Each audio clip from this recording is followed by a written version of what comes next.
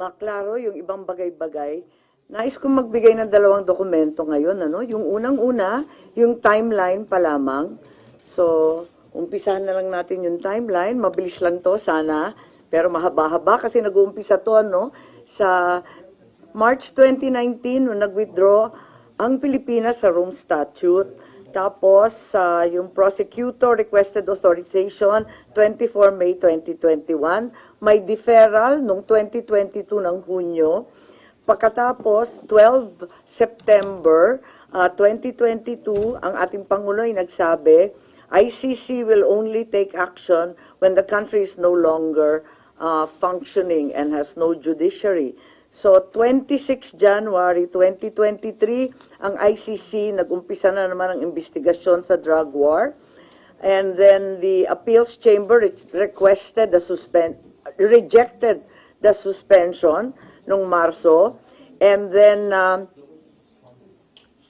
July 5 ng 2023, ipinagtatanggol ni VP Sara yung confidential fund ng DepEd at ng OVP. Yung ICC Chamber delivered its judgment 18 July 2023.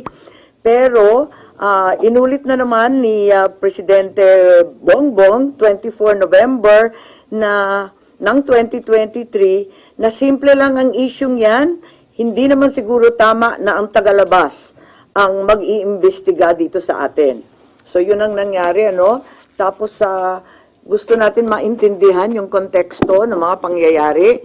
At nung 15 December 2023, andyan na yung sulat kay VP Sara na the jurisdiction of the ICC over the Republic of the Philippines after the effectivity of our withdrawal is very much in question. And I am certain that you and all of my cabinet will echo my views. Sabi rin niya, for the 100th time, I do not recognize the jurisdiction of the ICC in the Philippines. Noong 28 January 2024, kauna-unahang maisog rally at binanatan ni former President ang ating Pangulo Bongbong.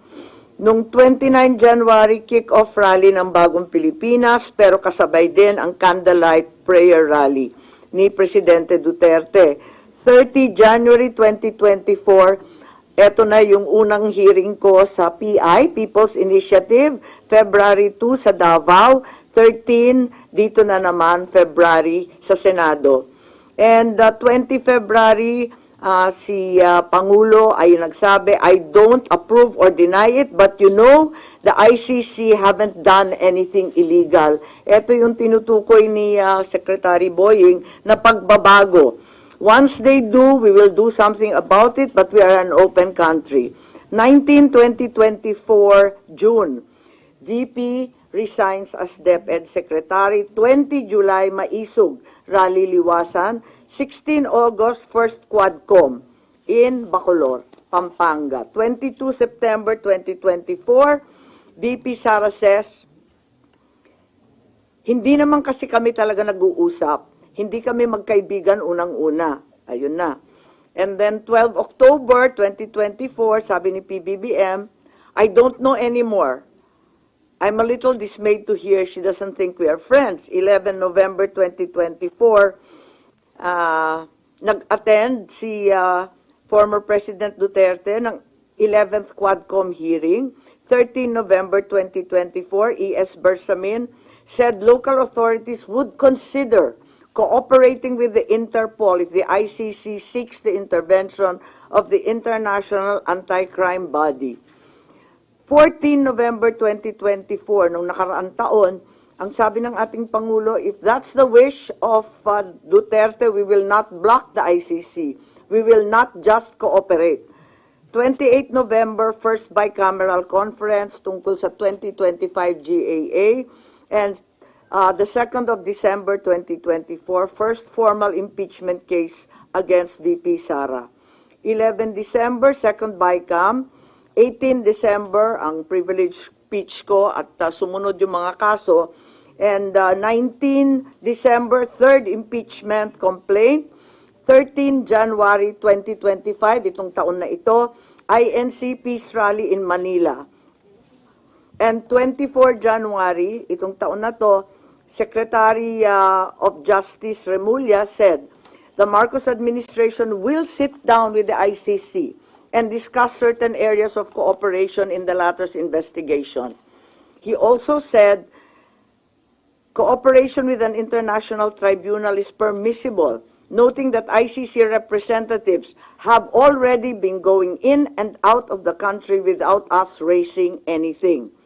So may admission po ron, and 28 January 2025, may mga naghain na ng kaso to declare the 2025 national budget unconstitutional.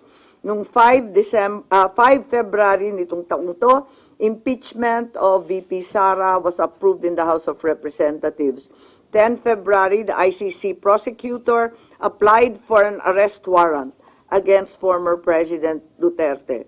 22 February, People's Indignation Rally Mandaue, Cebu. 7 March, the warrant of arrest against former President was issued as secret by the ICC chamber.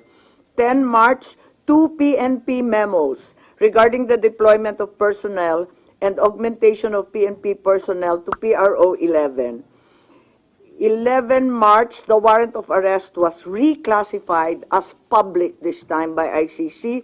3:04 a.m., the Philippine Center on Transnational Crimes received an ICC request for the arrest and extradition of former President Duterte. At 9:20, he arrived at NAIA Terminal 3 from Hong Kong and was arrested at the Jet Bridge by DOJ, Interpol, and PNP, with his Miranda rights postponed at his request. He then was taken to Villamor, where he was housed in Maharlika Hall with his family and some legal advisors. By 11 a.m., Malacanang confirmed his arrest, while his daughter Kitty live-streamed the event. By 11:03, Duterte was flown out of the country on a chartered flight to Dubai and Rotterdam, Netherlands, as President Marcos held a press briefing on the arrest. 12 March 2025, DOJ Prosecutor General Fadulion issued a certification, bago po to, nahanap lang namin to, that President Duterte was arrested on 12 March 2025, approximately 11:44 a.m. May problema ako sa datos nito kasi bakit 1 day later? The custodial state has determined to deliver Rodrigo Roa Duterte to the ICC in accordance with Article 59.4 of the Rome Statute. And in accordance with Article 59.7, the arrested individual shall be transported to The Hague and placed in the custody of the International Criminal Court. 13 March, during an interview with Pinky Webb, Interior Secretary John Vic Remulla revealed that Duterte's arrest was a group effort involving National Security Advisor Año, Defense Secretary Teodoro, the President, with Año playing a key intelligence role in monitoring Duterte's travel.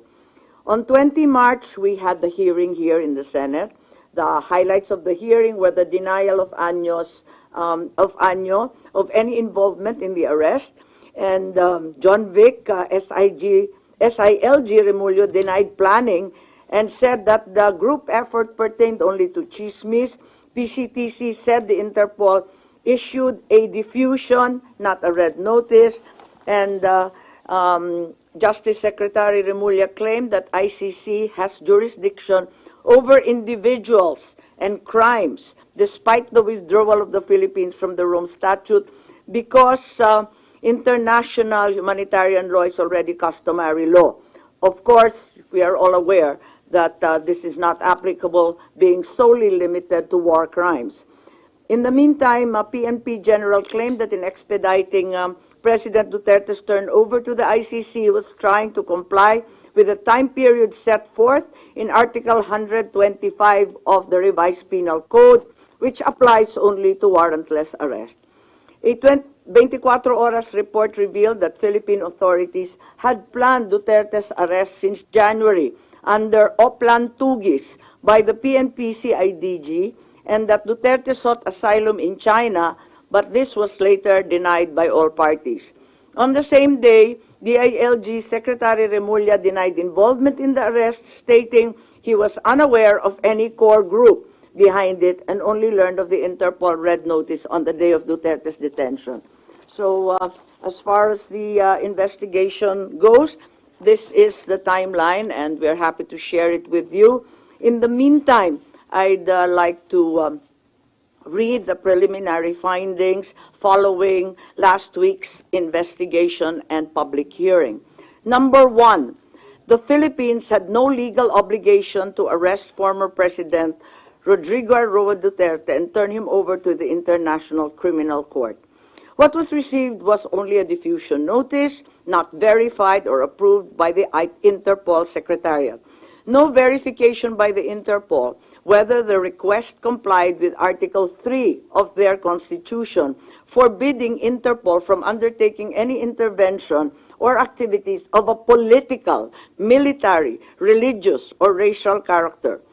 Under the terms of the diffusion notice, there was no obligation on the part of the Philippines to turn over former President Rodrigo Roa Duterte to the ICC, absent any request for extradition or request for surrender. Under Article 92 of the Rome Statute, a provisional arrest is followed by a request for surrender. There is also no indication that the ICC even requested for the surrender of former President after his provisional arrest. There is likewise no indication that the ICC requested extradition after the arrest. Finally, the argument of Secretary of Justice Remulla is deeply flawed, inasmuch as international humanitarian law, customary law, cannot apply. He is accused of crimes against humanity, not war crimes. IHL refers to war crimes. Procedural administrative matters such as court processes do not become part of customary international law.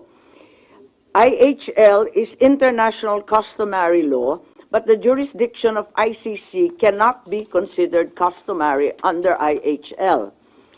The second finding, the Philippine government decided to assist the ICC to arrest the former president. The administration already started preparations prior to March 11. The PNP mobilized units on March 10. The National Security Advisor, Anyo, was already tracking the former president's camp before the arrest. Even before the ICC prosecutor applied for a warrant of arrest, there was already statements by key executive officials that the administration will cooperate if the ICC courses the request through Interpol to arrest the former president.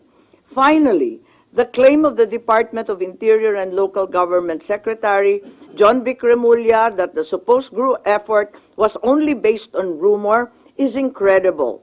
This attempt to cover up what was already aired on media and what had already come to pass was an indication of a comprehensive plan to arrest the former president already being in place even before the date indicated in the ICC warrant of March 11.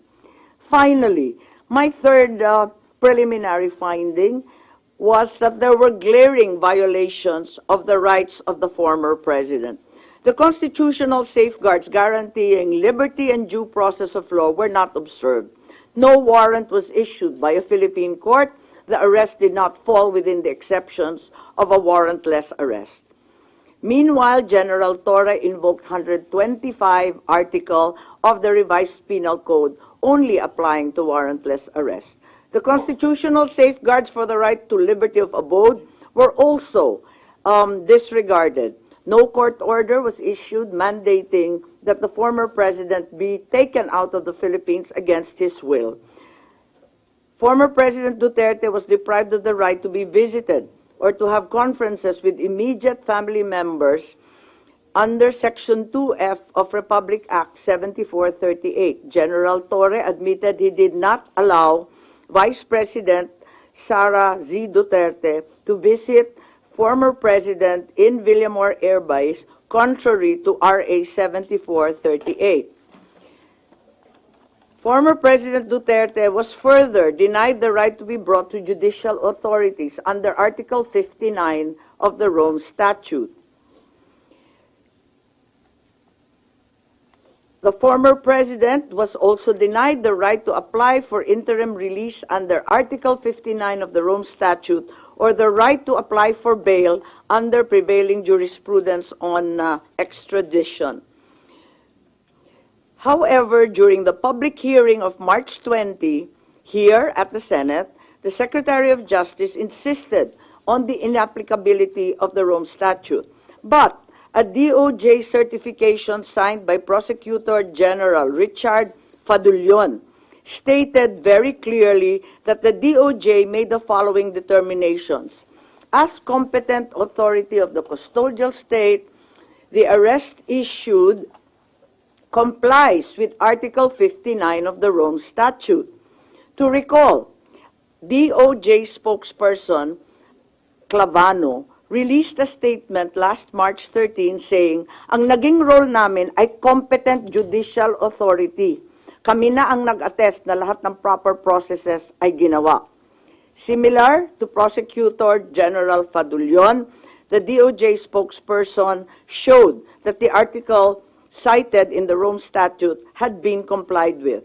Therefore, it's apparent that the DOJ first tried to convince the public that the requirements under Article 59 of the Rome Statute were complied with, and then later on, when such stance became untenable, decided to ditch Article 59 and the Rome Statute altogether and pursued another theory, extrajudicial rendition, and invoked RA 9851, particularly Article 17. Yun lang po. So those are the three findings right now. As we speak, we are not certain if we will continue at magkakaroon pa ng ikalawang pagdinig pagkat yun nga, kinakailangan na meron tayong matitindi, magagaling at malaman ng mga testigo. So nagbubuo pa kami kung sakali at kung hindi, pag-aaralan na lamang natin ang nabunyag nung nakaraang linggo.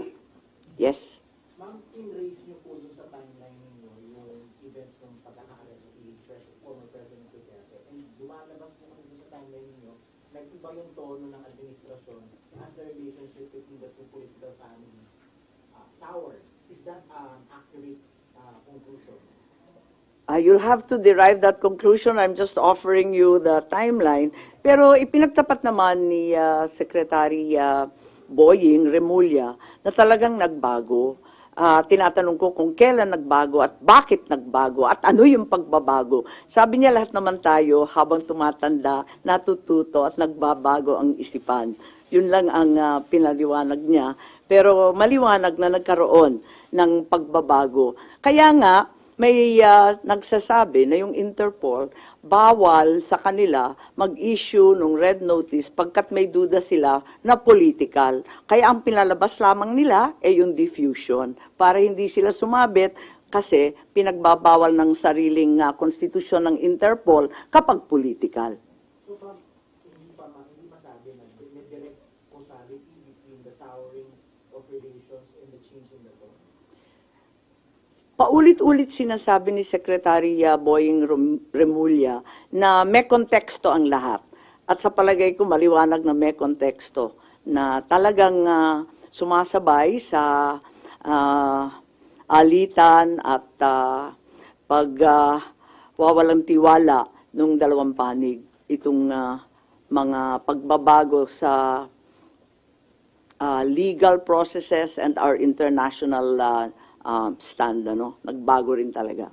Now that you finished or that you have a preliminary report, ano po yung nakikita yung legislation or are you planning a resolution for the Senate to take a certain stand? Ano po yung dulo nitong investigation? Well, ang dulo nito, maliwanagan tayo dito sa ICC. Yung iba nagsasabi na baka dapat ibalik na naman sa NBI at wag daw sa Philippine Center for Transnational Crime ang ugnayan sa Interpol. So may mga recommendations in policy, yun naman talaga ang ating pakay in aid of legislation. At alam din natin na hindi pa tapos to kasi may mga warrant pa na ilalabas. Alam natin na may 5 ng narinig tayo na laman nung ikalawang warrant na mula sa ICC. Kung tama ba ang proseso or kung hindi tama ang proseso, hindi na dapat maulit. So, importante yon. At syempre, yung mga OFW natin na nasa ibang bansa, nanganganib talaga at natatakot kung dito mismo sa sariling bansa, natatangay ang isang dating Pangulo na may edad na at may sakit. Paano pa raw sila? Kaya nais nilang malaman kung ganun na pinaglalaban natin yung mga na peperwisyo, na kukonvict pa sa ibang bansa, pinaglalaban natin na makauwi, paano ba ang sitwasyon ni Presidente? Ngayon, isa pa, medyo marami pong galit at nananawagan sa akin at tinetext ako, sinong mananagot dito sa nangyari? Kasi hindi naman po pwede na nakalusot ng basta.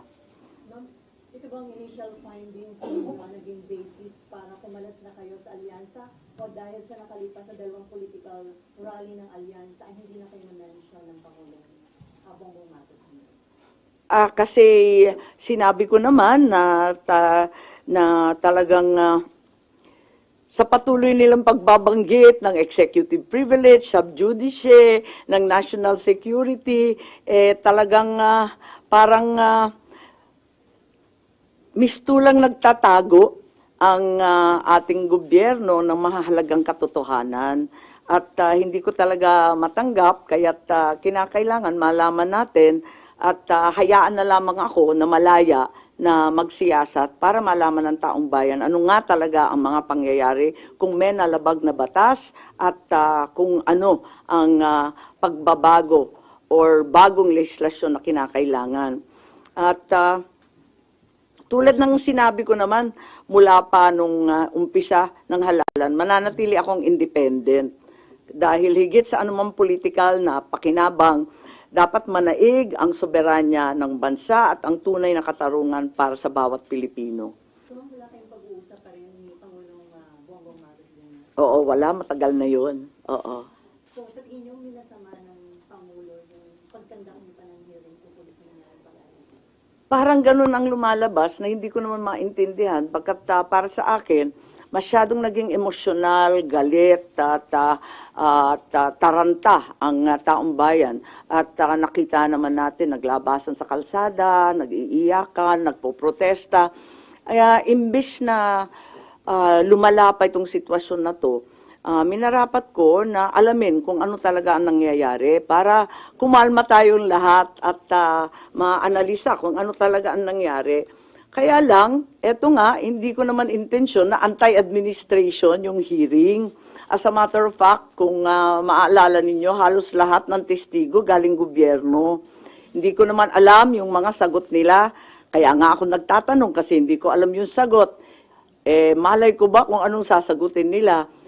Nung hindi sila magkasundo at hindi tumutugma yung mga sagot nila, hindi maganda yung itsura ng pamahalaan. Nagalit yata sa akin na nabunyag yon sa aking hearing.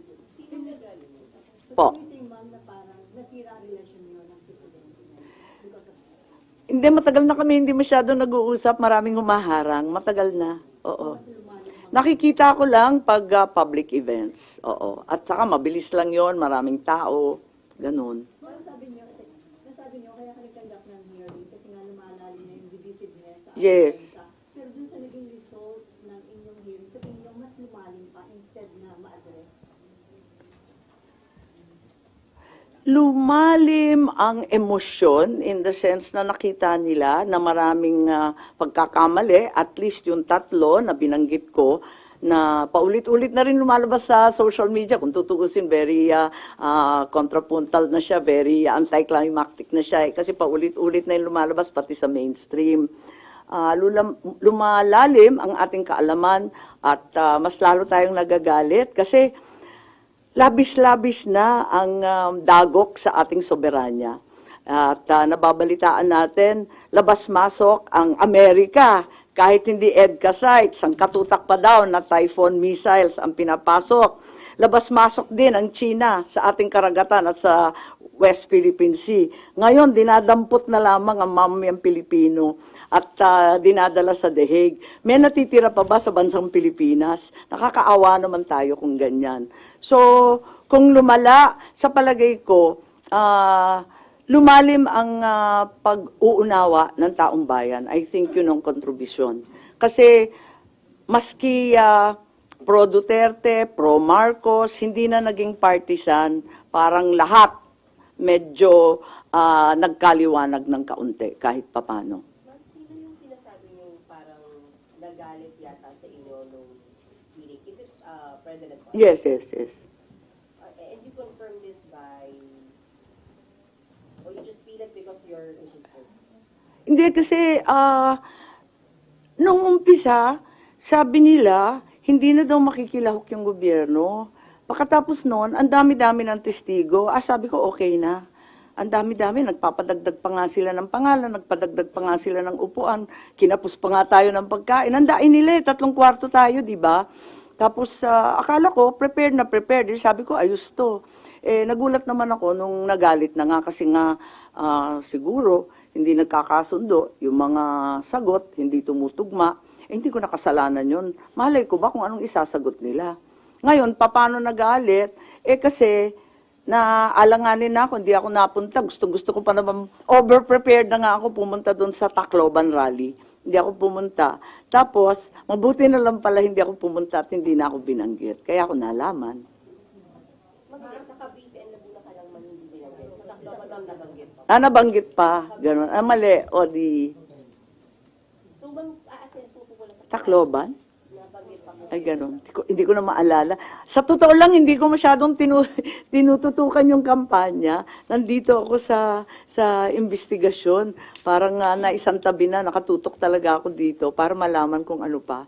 Ma'am, yung hindi pagbanggit ng Pangulo sa inyo last Mm. campaigns Cavite Laguna, you take it as mukhang masama loob sa inyo.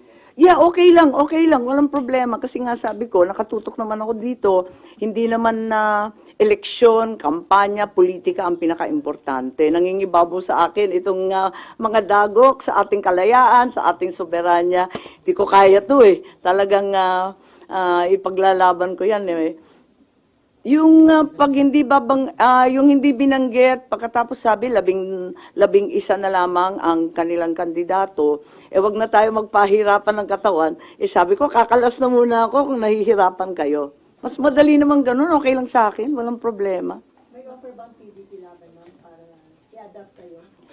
Ang sabi may nag-aampon, hindi ko masyadong pinapansin kinakarir namin to Naduling-duling na nga kami kagabi Just in case open kayo, ma'am, kung sakaling i-adapt kayo ng PDP laban. Alam niyo maganda naman yung libre, di ba? Yung malaya. So, mula sa poll, sinabi ko, independent ako. Pero yun nga, dun sa lawag, syempre, yung anak ko nagmamaktol, bakit hindi ako pupunta? Di pumunta ako, ganun. Tapos may mga kaibigan, pumupunta. Noong pa naman hindi naman ako present sa lahat ng lugar. Oo. Sa Carmen Davao, absent ako dun.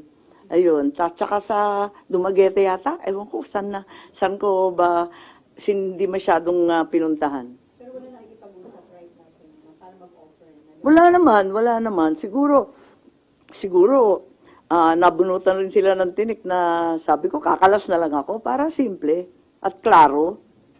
Parang maliwanag na maliwanag. Mambalik ko lang po kay former President Duterte. Is it your conclusion as chairperson of the Foreign Relations Committee that what happened was extraordinary rendition? Hindi pa tayo maabot doon. Yung binasa ko 3 pa lang, preliminary finding pa lang to, na talagang walang obligasyon ang Pilipinas na i-aresto si dating Pangulo, na yung ating pamahalaan ang determinado na lumahok doon sa pag-aresto ni Presidente Duterte at ikatlo na nalabag ang ilang karapatan ni Presidente Duterte sa ilalim ng Saligang Batas ng Pilipinas. Ma'am, hindi totoong bigla ang pinagplanuhan siya. Yun ang inyong conclusion. At tinitignan pa namin yung dates kung kailan nag-umpisa kasi walang kaliwanagan. At paiba-iba nga yung version. May lumabas nga na nagulat din ako yung March 12 lang, yung DOJ, kung bakit ganun. Tapos na ang lahat, tsaka lang pala natanggap ng DOJ. Ma'am, kasi yung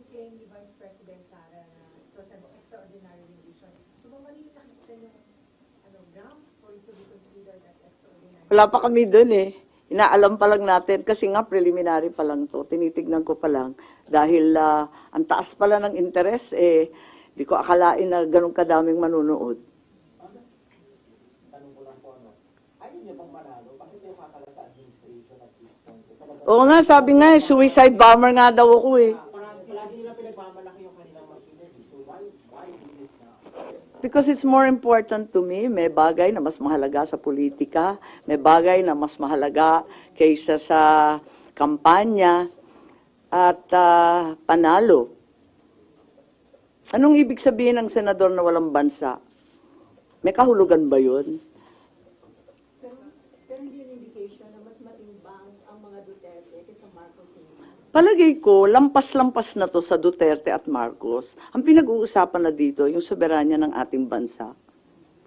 Mabigat na to eh. Ibang usapan na to. Kung ano-ano nang dagok ang nangyayari, eto nga, yung mga EDCA sites, yung mga Typhoon missiles, yung sangkatutak na banggaan, kuno, dyan sa West Philippine Sea. Ano lang matitira sa atin? Pati yung mamayan, dinadampot na lamang at naging probinsya na tayo ng dahig.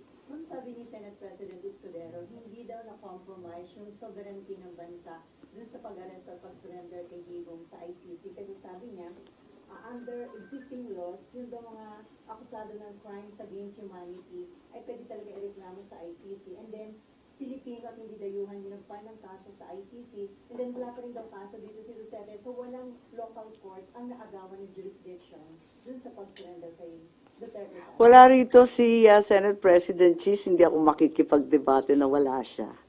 Ba't naninindigan kayo na na-compromise yung sovereignty? Yes, very clearly.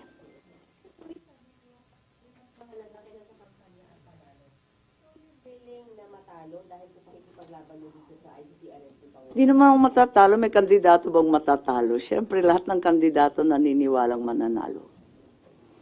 Mas maraming Pilipinong nakikinig sa katotohanan kaysa sa kabulastugan. Kaya naninindigan ako na kinakailangan ipaglaban at tayuan. Ang mali ay mali, ang tama ay tama, ang batas ay dapat mangibabaw sa lahat. But you admit, ma'am, or do you feel na naapektuhan yung kandidatura niyo dahil sa Baliktad yata. Ramdam ko baliktad. ano pong ramdam niyo? Kasi maraming tao na hindi naman masasabing pro-Duterte, hindi naman sasabihin na anti-Marcos, na nagalit sa pangyayari. And you feel that will help your candidacy, ma'am?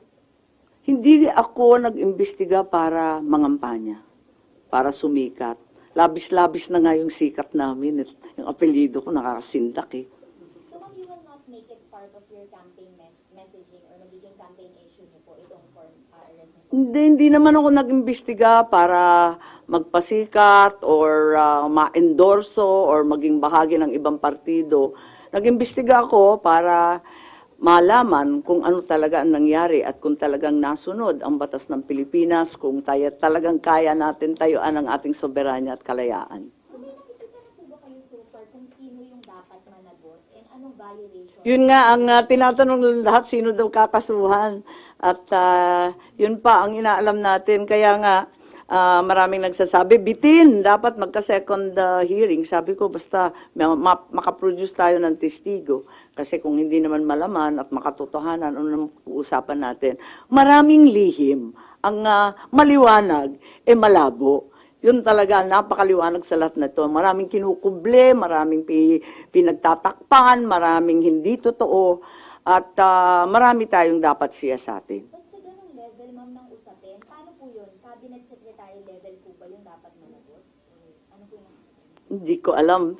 Tulad ninyo, alam ko lang ang report ko at sa ngayon, hindi pa maliwanag talaga. Ang daming loose ends, ang daming butas, ang daming malabo. Ano po pong lalaman ng second hearing po? If you get witnesses, then what will... Well, unang-una, magkaliwanagan dun sa sinasabi na international law, hindi naman pangkaraniwang practice yan, hindi naman araw-araw na yan ang pinapractice ng abogado, kinakailangan siguro yung ex-justice, yung mga framers ng konstitusyon, ang dating mga mambabatas, hindi ko alam, or else yung mga expert din sa international law, pagkatapos nun yung iba pa. Maraming nagsusulat di ba? Pero pag nabasa mo yung pahayagan, parang hindi naman sila neutral, parang lahat may panig, iniiwasan natin yon hanggat kaya. Pagkatapos noon, yun nga, yung katulad ng sinabi ko kanina, yung mga OFW, gusto malaman kung talagang maipagtatanggol ba natin sila. Eto na nga dito sa Pilipinas, paano pa daw sila nagkakayod at naghahanap buhay sa ibang bansa. Kayang-kaya silang kunin. At saka yung mga nakakulong, makakauwi pa daw sila. Paano ba? Tapos, yun nga, sino mananagot? Maraming tanong pa rin talaga. Nung na-elect si Bongbong as president, sabi niyo, ito yung chance to redeem yung pangalan ng mga Marcos. Considering dito sa issue sa pagka-aresto kay dating Pangulo. Mariredeem ko ba? O sa tingin niyo nalagay sa Well, nanghihinayang ako, hindi lamang para sa pamilya namin, kundi para sa ating kasaysayan, no? Kasi nagumpisa sa amin nung EDSA, pagkatapos noon, 'di ba, nakulong din si Presidente ERAP, si Presidente GMA, nahinto lang kay Presidente Duterte. Eto na naman, naaresto na naman. Umpisa na naman ba natin itong siklo ng paghihiganti, ng balikan, kapag wala ka na sa kapangyarihan, babanatan. Parang ako'y naaawa sa Pilipinas. Kung ganito na lang tayo, paano pa tayo uunlad? But you're still hoping na matapos ni Bongbong Marcos yung kanyang term ng maayos. Siyempre, oo. Pero ang dami ng problema talaga. Pero ma'am, yung banatan na sinasabi niyo, di ba nagsimula yung banat galing sa dating presidente kasi started yung nasa timeline din yun na sinimulan yung banatan si Pangulong Bongbong Marcos. Tignan natin ang maigi kasi naaalala ko, andito ba yung kodigo?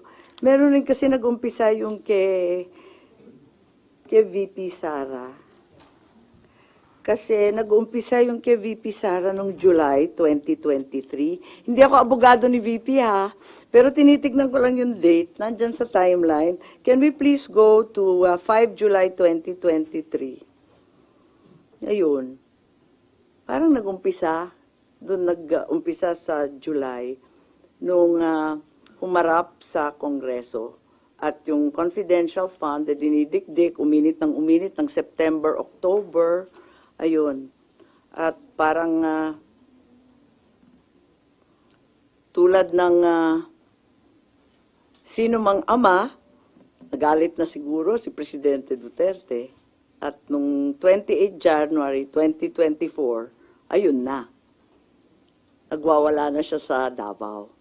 Matignan ninyo yung mga date na, kaya nga ako naglagay ng timeline, sabi nga nila, dapat yung timeline, yung mga legal lang.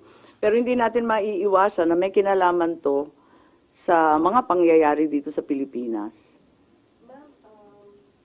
Yung ating timeline ang magsasabi kung sino talaga ang nauna. Tulungan na lang ninyo ako na dagdagan pa to, i-fill in the blanks at buuhin. Yes. Do you fear na yung nangyari kay dating Pangulong Duterte, posibleng mangyari din sa pamilya nyo na ma-ICC din kayo once you're not in power anymore? Kasi nangyari sa dating Presidente. Yun na nga ang sinasabi ko na nakakahiya itong nangyari. Apakalungkot natin bilang Pilipino para tayong failed state. Hindi naman siguro, andyan pa rin ang ating mga husgado, magagaling ang ating huwes at abogado. Bakit naman tayo nauwi sa ganito? At tulad ng sinabi mo, kung nangyari minsan, pwedeng maulit. So you fear, you worry na baka mangyari din sa inyo, ma'am? O hindi na Pangulo yung kapatid niyo? I think it's speculative. A fear is hard to express at this point. Nung si JP, may warning doon sa mga OFWs na kung daw makikinig doon sa panawagang zero remittance kasi pwede daw yung Congress i-cancel or suspend yung mga tax exemption or tax incentives na binibigay sa kanila. Nakita ko nga maintang ulo nila kay Johnny. At ako, nararamdaman ko ang paghihimutok ng ating mga OFW. Ramdam na ramdam ko. Kaya nga, mahalaga itong pagsisiyasat para una, malaman natin kung karapat-dapat ba ang nangyari kay Presidente Duterte at kung sakali maiuwi pa ba natin yan. Ikalawa, kung ano ang magagawa natin para sa mga OFW natin na napipinsala o di kaya na paghahatulan doon sa ibang bansa. Pero yung paghihiganti na babanatan mo rin ng tax, ng yung mga travel tax na sinasabi at yung iba pang benepisyo, wag naman, wala namang ganunan, pambihira naman. Sila na nga nagbubuhay ng ekonomiya natin, sila pa ang uupakan natin. Hindi man yata tama yun. But you're hoping na sana wag nilang gawin yan kasi ang maapektuhan, hindi lang yung family nila, kundi economy natin. Well, naintindihan ko sila to what extent na talagang gagawin nila, hindi ko alam. Pero malaking tulong sila sa ating ekonomiya. Sila talaga nagpapalutang na napakaraming pamilya rito, lalong-lalo na sa Ilocos. Kaya alam na alam ko yan. So against kayo doon sa possibility na isuspend yung mga incentives nila?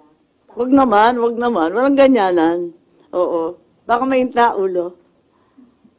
Ma'am, sabi po ninyo, meron pa pong next hearing malamang. Hindi ko pa sure kasi nga nagbubunga kami ng testigo. Kung sakali, agad-agad sasabihan ko kayo. Pero ma'am, kung magkaroon, do you expect na mag-cooperate or may maghugot pa kayo from the executive side particularly? Hindi ko nga alam kasi marami nga nagsasabi, nagalit, bakit nagkaganon. Abay, hindi ko naman sinasadya, hindi naman anti-administration. Inimbita ko nga, puro gobyerno. Halos wala ng testigo yung kabila. Kung hindi pa nag-video call si VP Sara, wala na yung kabila, sa totoo lang. Kaya yun nga, sana lumahok pa rin sila, sana bigyan pa tayo ng linaw at maisaayos natin ang mga datos at yung mga pangyayari. May binanggit kayo ma'am na 5 forthcoming warrant. Oo, ang balita, di ba, yung haka-haka, yung mga kapulisan to, si Senator Bato, Albayalde, di ba? Yung, Leonardo Danao, sino isa? Kalimutan ko. Albayalde? Hindi, 5 eh. Oo, Leonardo Mata Danao. O, tama, 5. And then Bato, oo. Ang alam ko, 5. 5 nandun sa warrant. Pero chismis lang yun, hindi pa lumalabas. Kaya hindi ako mag-group effort base sa chismis. So you're hoping din na wag silang umantong kagaya ng nangyari kay former President? Isa pa yon, yun nga ang isang dahilan na si Senator Bato nagpaabot na gusto rin niyang lumahok sa hearing at kung sakali may second hearing. Sabi ko, hindi pa sure. At abala ang lahat kung ito ang nangyari sa dating Pangulo, anong mangyayari sa mga kapulisan at sa pangkaraniwang tao kung madali sila ng iba't iba pang warrant. Kasi alam natin na hindi naman ito nag-iisa kundi tuloy-tuloy. Ma'am, do you agree with opinions, for example, ni Senator Bongo na medyo late na yung hearing kasi nandun na nga si former President dun sa Maryland, too late the hero daw po?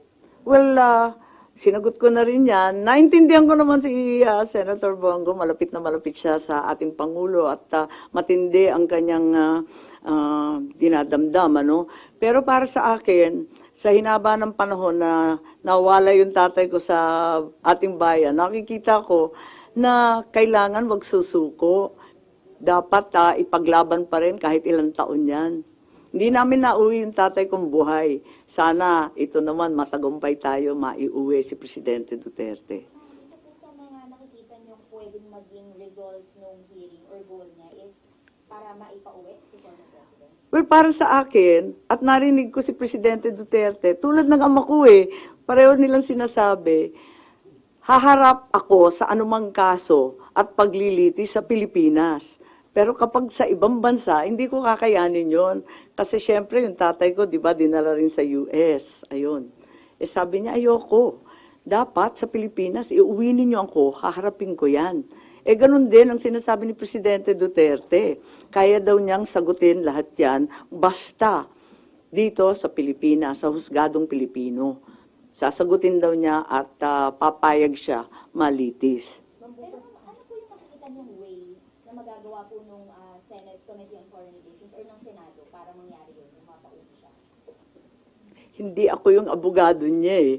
So, ang nagagawa lang ng Senado in aid of legislation, oversight, kung ginampanan ba ng lahat ng ahensya ang trabaho nila, lahat ng tungkulin ba, ang karapatan pang tao ba na ibigay, lahat yun. At kung kinakailangan, papalitan ba natin ang sistema ng ICC, Interpol, ng Philippine Transnational Crime, at saka nung RA 9851, yung extradition treaty na pagkaluma-luma, sinulat pa ng tatay ko. Maraming batas kasi na palibot dyan eh. Nung bukas na yung 80th PRRD, do you have any message sa dating Pangulo? Well, syempre, happy birthday. Matindi rin yung umabot sa 80 years old at sana makauwi na siya. At higit sa lahat, syempre, gusto kong pumunta sa The Hague. Kung papayagan ako, dadalhin ko yung cheque na 10,000 pesos. Kasi expanded centenarians, qualified na siya. 80 anyos na. From your own pocket, Hindi, biro lang. Wala lang. Kasi di ba ako nagpasa nung bill na yon, kaya nagbibiro ako, oh, pwede na pala ito. No. Wala. Sabi naman ni Presidente Duterte, wag na kayo pupunta rito eh. Kung hindi rin nyo balak ako samahan sa loob ng selda, wag na. At hindi rin tayo magkikita. Meron po bang sense of urgency dun sa findings ng Committee on Foreign Relations, given na meron nga pong baka sumunod pa na warrant? Parang kung ano man po yung nangyari dun sa situation ni former President Duterte, hindi mangyari sa kanya. Tama. May urgency talaga kasi alam nga natin may second, may third warrant pa raw. Kaya kinakailangan mabunyag na lahat ng pagkakamali at wag na kailanman maulit. At kung kinakailangan paltan yung polisiya, yung batas, tignan na natin at magkasundo tayo para maiwas to. Ma'am, do you think yung ICC nagamit as a political tool against the enemies of the administration? Nako, mahirap pa mag-conclude ng ganon. Pero kayo na ang humatol. pero yung mga cases sir, na-file yun during the time pa ni Duterte. Sorry? Yung mga sinauna, yung timeline nga, ang aga nag-umpisa, di ba? 2017, 2018, kulang pa nga yan, kasi hinaba-haba niyan eh. Kulang pa nga eh. Nag-umpisa tayo 2019 na, withdrawal from the ICC. Actually, mas maaga pa yan eh. Kasi, di ba, nag-umpisa sa preliminary investigations at yung pagbabala nila na pupunta sila rito. May chance ba na magkaayos kayo ng Pangulo? Lagi naman akong nandito, lagi naman akong manang, hindi naman ako nagbabago kailanman. At mula pa nung bata kami, parati naman siyang pinagbibili ng tatay ko na alalayan. Ang problema, hindi ko na magampanan. At maraming humaharang, hindi nakikinig, hindi ko alam. But you're sad. You're sad then. Of course, it's not the ideal situation at all. Ang tanongin ko lang, bali ang stand nyo is independent na kayo, hindi naman kayo opposition. Hindi naman siguro. Independent lang, mahirap pumanig eh. Nung umpisa pa lamang ng eleksyon, no, nung October pa lang, sinabi ko na mag-independent ako. May partido ako kasi NP ako, pero ayokong pumanig sa isang grupo laban sa kabilang grupo. May masamang pakiramdam ako siguro nung October pa na mauuwi ito sa Bardagulan. Hindi ko maalam na mauuwi sa ano bang tawag dyan, sa pagtangay ng isang dating Pangulo sa ibang bansa. Mas malala ang nangyari kesa sa inaakala ko. So, yung nagiging yung direction ng bansa under the leadership of your dad? Kinakabahan ako kasi ang tao hirap, ang tataas ng presyo, hindi natin natututukan at imbes na yung problema ng mamayan ang pinag-aabalahan, nauuwi tayo sa sobrang daming politika yata. Ba't ba tayo nagkaganito? Kasi dinami-dami ng issues, ng gasolina, dami-daming problema. Bakit tayo napunta sa toxic politics ulit? Ma'am, kinakabahan kayo na napupunta sa ibang direksyon, maling direksyon. Hindi panatag ang kalooban ng taong bayan. Maliwanag yun. Maraming hindi... Kalalabas lang ng World Happiness Index, di ba? Andun sa World Happiness Index, di ba? Na dapat happy yung tao, kayang kumain, lahat ng basic services na ibibigay, walang korupsyon, at naniniwala sila sa mga kapwa nila, naninindigan sila para sa kanilang gobyerno. Marami doon kulang sa atin.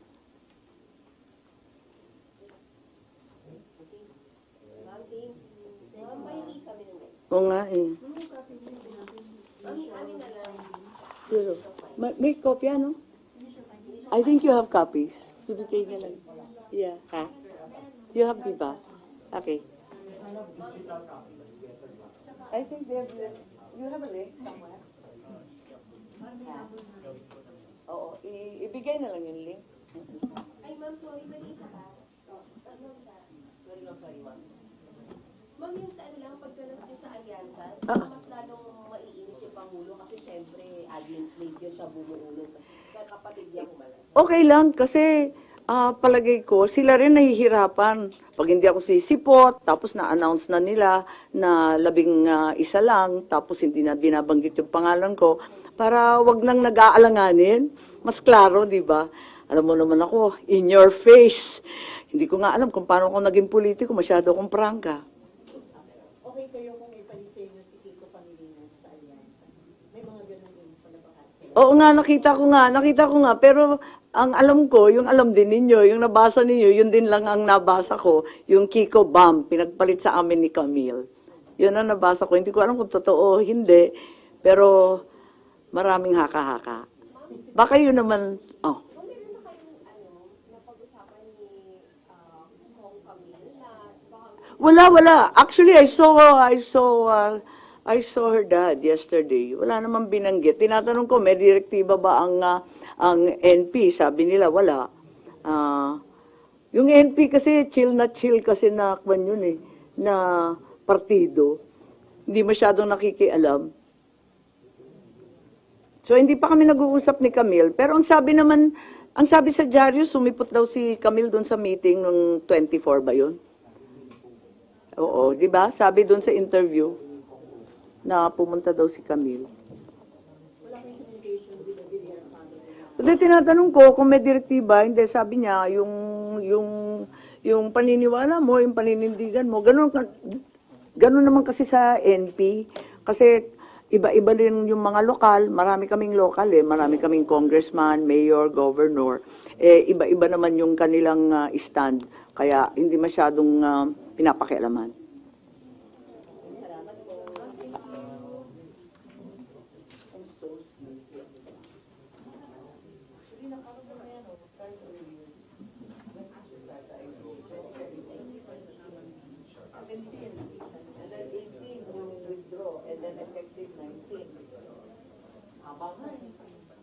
Kung sinabi na sa inyo na nag-EM yung issue, nag-EM.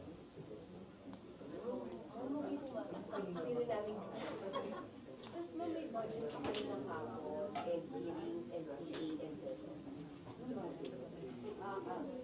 July.